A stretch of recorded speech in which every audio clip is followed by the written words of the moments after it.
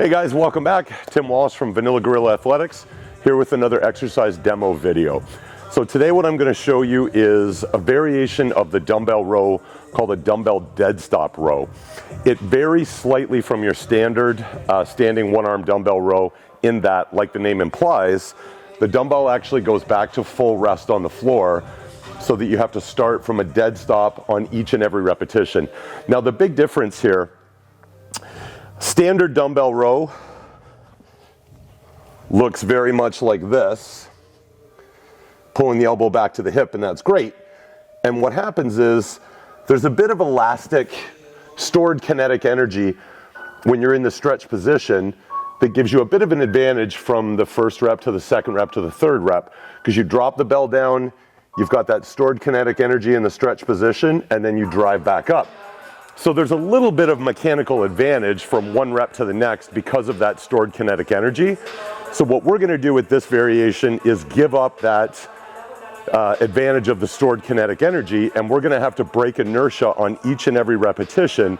So technically speaking, it's a little bit more challenging. Now the other thing it allows us to do is, if say we're doing a 10 rep set, it creates the opportunity for 10 separate events where we can shoot for perfection from the stretch position where the bell is on the floor all the way through to the contracted position.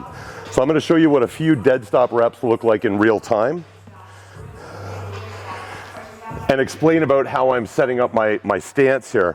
I'm using 3 points of contact, right foot, left foot, and then I'm going to use my hand here just to brace myself. I'm not putting much weight. Maybe 5 to 10% of my total mass is going into this hand. I'm sitting back really on my heels. So before I start on my first rep, I've got a good hold of the bell, and I'm already in. I've got good stretch tension in my lat. From here, I drive the elbow back to the hip, and then I put the bell back down.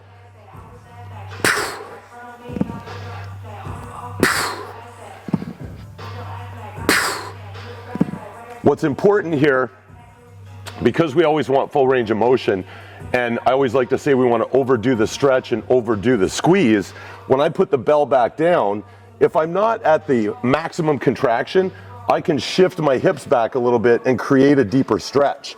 And I can do that on each and every repetition to make sure that I'm starting from a full stretch, and then I want to achieve that full contraction. I'll show you a few more reps.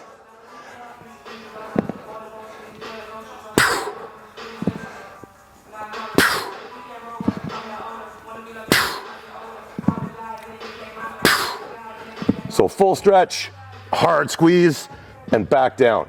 And we're breaking inertia on every single rep. So that's what a real good dumbbell dead stop row looks like. I pepper these in throughout my program design just to give something a little bit of an extra, like a different stimulus.